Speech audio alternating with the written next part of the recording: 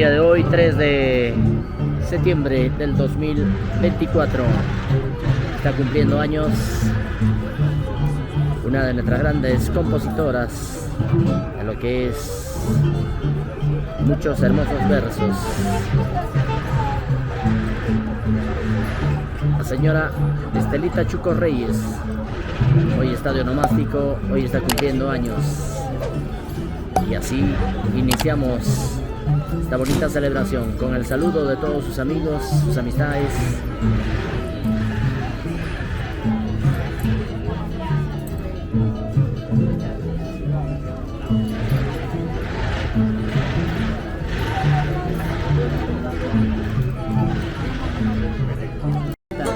Ah, ya sé, Leonardo.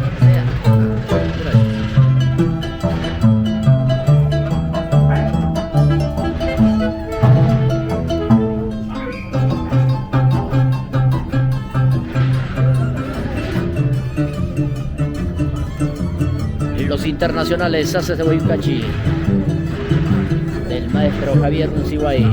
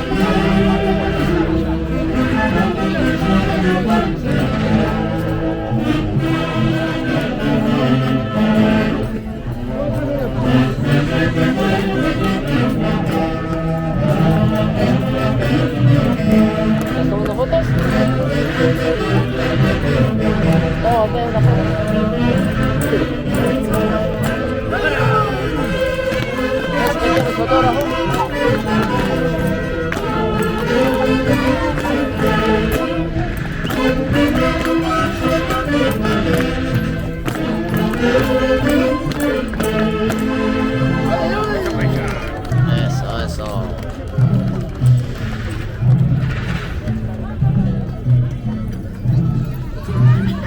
Así bailamos, así gozamos, iniciamos esta bonita celebración, el onomástico de la señora Estelita Chuco Reyes, con todos los amigos, con toda la familia que el día de hoy se han dado cita.